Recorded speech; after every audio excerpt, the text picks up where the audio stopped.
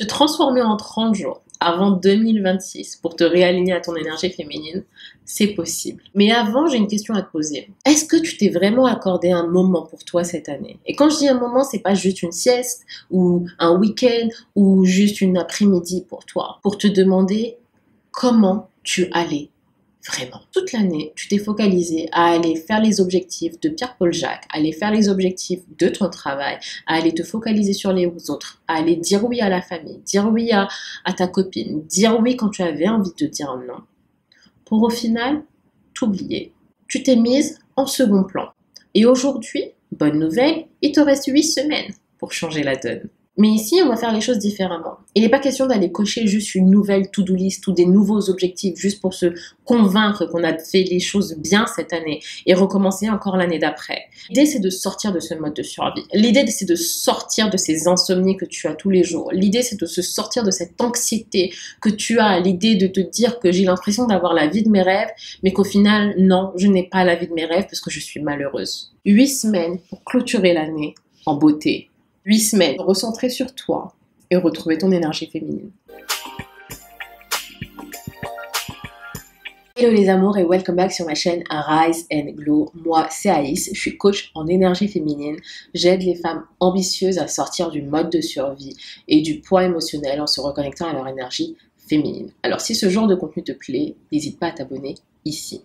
Également, dans la boîte de description, tu trouveras le lien de mon produit que j'ai créé spécialement pour cette fin d'année, le guide en 5 jours pour réactiver ton énergie féminine, pour te donner des outils concrets pour commencer à réactiver ton énergie. Tu peux avoir les meilleures résolutions du monde. Tu peux te dire, je vais aller foncer vers mes objectifs. Comme ça, je vais cartonner et je vais me sentir bien.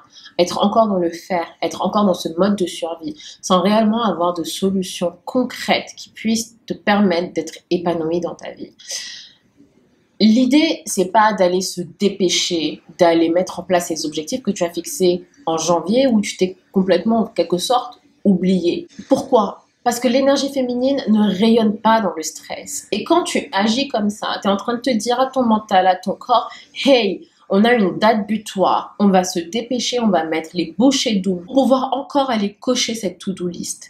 Résultat, tu te retrouves à commencer le début d'année en étant fatigué, en étant drainé, et vers février-mars, tu n'as déjà plus d'énergie pour l'année à venir, pour l'année qui a à peine commencé. C'est pas ce que je veux pour toi. Et c'est pour ça que dans ces 8 semaines, je vais partager à travers ma plateforme ces différentes étapes pour pouvoir te reconnecter à ton énergie féminine, mais surtout sortir de ce mode de survie où tu t'es oublié avant de commencer à fixer de nouveaux objectifs. On va commencer par faire un audit de sa vie. Pose-toi une après-midi, pendant le week-end, ou quelques heures, un moment dans le parc, tu vois, où tu prends toi, une feuille et un stylo, et que tu fasses l'audit de ta vie. Émotionnellement, mentalement et énergétiquement. Et ça, franchement, le guide que j'ai créé va beaucoup t'aider dans ce sens. Donc, je t'invite vraiment à le réserver parce que justement, il y a tout qui sera détaillé à l'intérieur pour t'accompagner dans ce process. Toi en silence et demande-toi, cette année, qu'est-ce que j'ai fait? Où j'ai senti que je me suis abandonnée, où j'ai senti que je n'ai pas agi en étant bienveillante avec moi-même, où j'ai senti que j'ai dit oui alors que j'aurais voulu dire non, où j'ai senti que je me suis laissée tomber. Ça, c'est la première étape, dans le sens où ça va te permettre de voir, ok, de lister l'ensemble des situations qui, au final, te drainent et drainent ton énergie féminine. De la même manière, pour cet exercice, regarde et pose-toi également qu'est-ce qui a nourri mon énergie cette année? Qu'est-ce que j'ai fait qui m'a donné le sourire? Qu'est-ce que j'ai accompli qui m'a donné le sourire? Quelle expérience j'ai vécue qui m'a donné le sourire, qui m'a fait rire aux éclats? Quelles sont ces expériences? Note-les. Être vraiment le plus transparente avec toi. Parce que de toute façon, cette feuille ou cette audit que tu fais, c'est là pour toi. C'est pas pour que quelqu'un te juge ou pour que quelqu'un te dise « Ah, mais tu as mal fait », des choses comme ça. Non. C'est pour voir aussi là où tu as tendance à te saboter, là où tu as tendance à t'abandonner, pour pouvoir corriger ça avec la vision qu'on va créer dans la prochaine étape.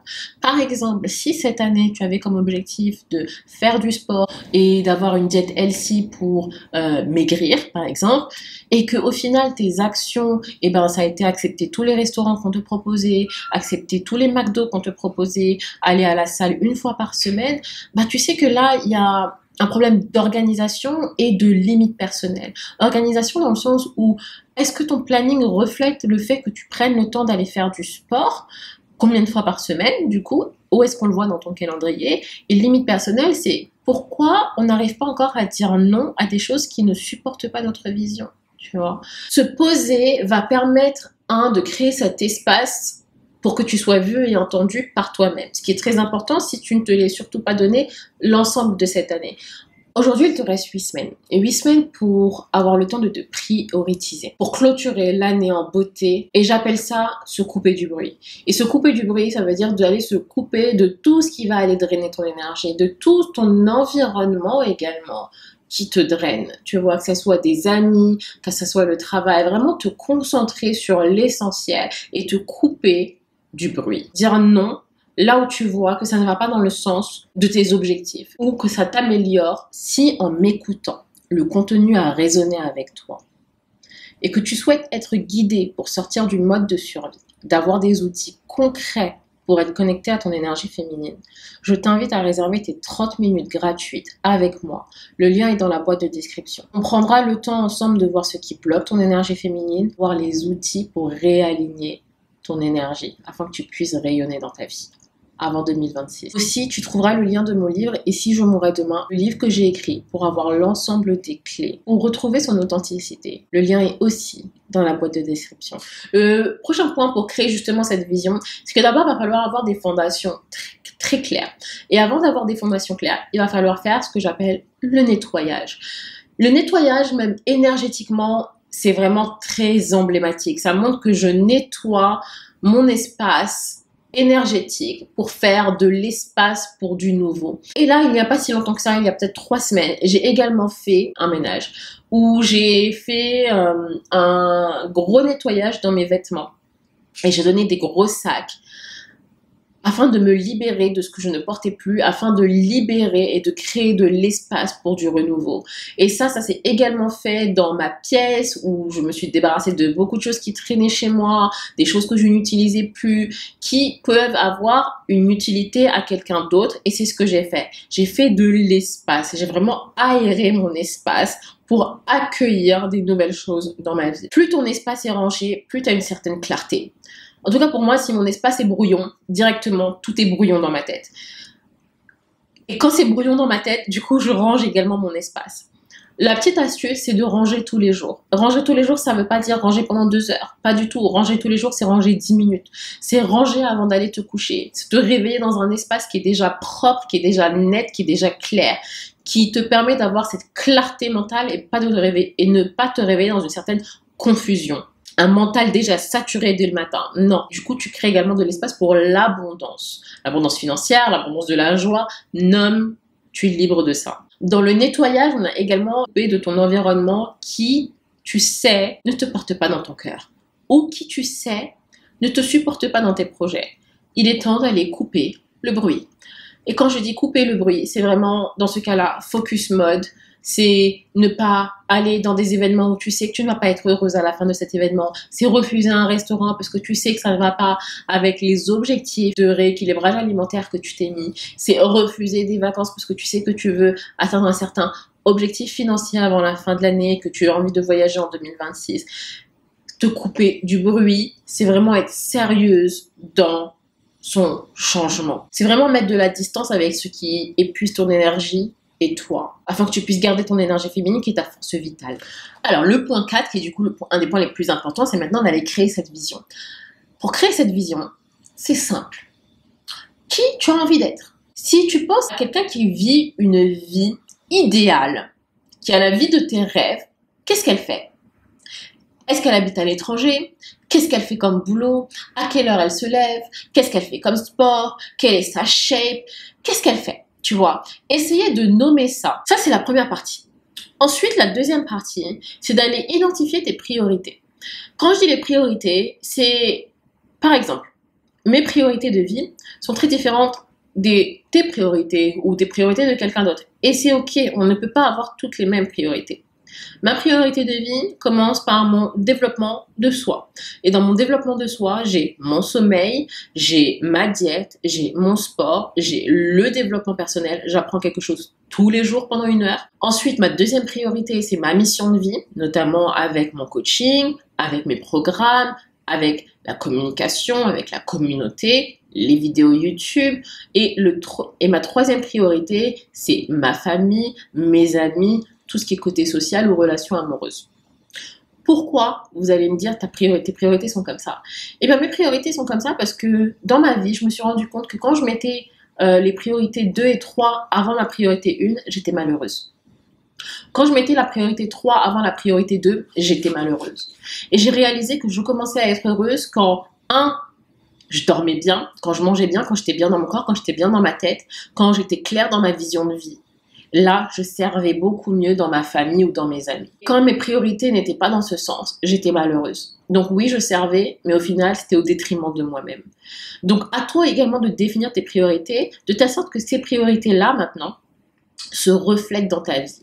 Si tu me dis que toi, ta priorité principale, c'est ta famille, et que je regarde ton calendrier, mais que je vois à aucun moment tu passes du temps dans ta famille, il y a une dissonance. Ce que tu dis et ce que tu fais ne sont pas alignés. Tes priorités doivent venir refléter tes actions dans la vraie vie. Tes priorités doivent être un pas plus proche vers la vision que tu as envie de créer. Donc, redéfinir ces priorités de vie. Une fois que tu as identifié ça, identifie maintenant quel est le gap entre ta vie actuelle et la vie de tes rêves. Je te donne un exemple. Dans ta vie actuelle, tu travailles en entreprise, mais que tu souhaites, dans ta vie idéale, avoir ta salle de sport. Quel est le gap entre les deux? Le gap entre les deux, c'est d'aller créer son entreprise, c'est aller monter une structure, c'est aller avoir des équipements de sport, monter un projet par rapport à ça. Donc, est-ce qu'aujourd'hui, tu as des actions qui viennent supporter ce gap pour t'amener à ta vision de demain? Tu vois, si dans ta vie actuelle, tu ne fais pas de sport, mais que dans ta vie idéale, tu es une Pilates princess, est-ce que tu as réservé un cours de Pilates au moins dans ta vie? Et c'est ça le gap entre les deux, en fait. Pour être une Pilates princess, il faut faire du Pilates. Est-ce que tu as réservé un cours de Pilates? Combien de Pilates tu fais par semaine? Avoir des actions qui vont aller se rapprocher de la vision que tu as envie de mettre en place. Ensuite, le prochain point par rapport à cette vision, c'est d'aller éliminer tout ce qui va aller te saboter. Si, par exemple, dans ta vision, tu souhaites refaire un rééquilibrage alimentaire, changer ta shape, il va falloir avoir des actions qui sont alignées avec ça, n'est-ce pas? Donc, par exemple, avoir une diète bien spécifique, faire tes meal plans, cuisiner à la maison. Donc, éviter tout ce qui va être friction dans la réalisation de ces objectifs. C'est-à-dire que quand tu vas aller, par exemple, faire tes courses, tu évites d'aller acheter des chips. Tu vois. Si on te propose un restaurant et tu sais que la nourriture va pas être bonne, refuser d'aller à ce restaurant. Être très sérieuse dans ton changement et de te demander si l'action que je prends aujourd'hui, est-ce qu'elle supporte ma vision ou est-ce qu'elle met un frein à ma vision? Le simple fait de te poser cette question, tu vas voir que tu vas éliminer beaucoup d'actions qui te sabotaient et qui te permettaient pas de réaliser la vision de tes rêves, qui allaient te permettre de te rayonner dans ton énergie féminine. Ce sont l'ensemble des habitudes que tu vas faire qui vont t'amener à la vision que tu as envie de réaliser. C'est un ensemble d'habitudes. Et l'idée, c'est d'analyser aujourd'hui, est-ce que tes habitudes favorisent l'implémentation de ta vision ou est-ce qu'elle freine? Si le contenu a résonné avec toi, je t'invite à liker la vidéo, à t'abonner à la chaîne. Ça aide énormément et ça fait comprendre à l'algorithme que ce genre de contenu aide et surtout que la prise de conscience soit répandue. Donc merci en tout cas, ta contribution aide énormément. Le prochain point, c'est d'aller romantiser la création de cette vision. Si l'implémentation de tes objectifs a l'air beaucoup trop brutale, a l'air beaucoup trop militaire et qu'il n'y a surtout aucune joie dans la réalisation de ces objectifs, tu vas t'en lasser très rapidement. Et c'est pas l'idée. L'idée, c'est vraiment de créer des systèmes que tu vas mettre en place qui vont fonctionner indépendamment de ta motivation. Ces systèmes, c'est ce qui apporte dans la réalité ta nouvelle vision. La vision que tu as décidé d'avoir pour toi, qui va t'épanouir. Donc, autant le faire bien et autant être heureuse quand on le fait. Comment? En romantisant cette pratique. Je vais m'expliquer. Si par exemple, tu as dit que tu voulais prendre du temps intentionnel pour toi et avoir le temps de juste savourer le moment présent, comment tu peux le faire? Eh bien, c'est de programmer 20 minutes le matin, te préparant par exemple une morning routine, où tu vas te préparer un petit matcha, tu vas bouquiner, journaler, mettre en place une petite playlist qui va te mettre de bonne humeur. Tu vas prendre le temps comme ça, en mettant des choses dans ton environnement qui vont aller romantiser ton environnement, de telle sorte que tu es excité à l'idée d'aller faire ta morning routine. Si tu sais que ta morning routine, c'est juste te lever, mettre tes baskets et partir, il y a aucune saveur en fait dans ça. Et très vite, tu vas te lasser parce qu'il n'y a aucune excitation, aucune dopamine par rapport à ça. La deuxième façon d'aller romantiser justement cette vision, c'est d'organiser ton temps de telle sorte que cela reflète ce que tu as envie de faire, mais surtout pour que tu aies le temps de faire tout ce que tu apprécies. Et ça, je le dis très souvent, tu ne peux pas rayonner dans ton énergie féminine si tu ne nourris pas ton énergie féminine. Nourrir ton énergie féminine, c'est faire des choses qui te rendent heureuse. Si peindre, ça te rend heureuse, peins. Il faut que tu peignes plus dans la semaine. Si danser, ça te rend heureuse, il faut que tu danses plus dans la semaine et pas que tu laisses ça à un moment quand j'aurai le temps. Ah, maintenant, c'est pas le cas. Et ça, tu vas pouvoir le faire quand tu vas pouvoir t'organiser. Ce que je fais personnellement le dimanche, en soirée ou en après-midi, je commence à organiser ma semaine. Je m'asseye littéralement avec mon calendrier ouvert et j'organise ma semaine. On appelle ça des time blocking et je bloque des créneaux horaires en fonction de ce que j'ai à faire. Si par exemple j'ai envie de prendre des cours de danse cette semaine, je vais bloquer le cours de danse dans mon créneau et je vais réarranger du coup l'ensemble de mon calendrier. Je suis une personne très visuelle, donc j'aime beaucoup avoir des couleurs justement pour pouvoir arranger mon calendrier. Donc je vais mettre toute la partie travail, la création de contenu, la partie sport, la partie sociale, la partie développement personnel. Tout ça, ça va être organisé dans mon calendrier de telle sorte que j'ai une visibilité macro et j'ai pas la tête dans le guidon dans mon calendrier de ma semaine et de comment ça va s'organiser. Quand je fais ça, j'arrive à placer dans mon calendrier tout ce qui nourrit mon énergie. Et du coup, de prendre le temps intentionnel, d'avoir une intention par rapport à la façon dont je gère mon temps pour faire des choses qui nourrissent mon énergie, tout en étant productive dans ce que j'ai à faire aussi. C'est pas vous choisissez l'un ou l'autre en fait. Il n'y a pas de système de je dois me récompenser en faisant ce qui me plaît parce que j'ai été productive. Non, plus tu fais des choses qui te plaisent, plus tu vas être productive. Sache-le, parce que tu vas être beaucoup plus épanoui dans ta vie.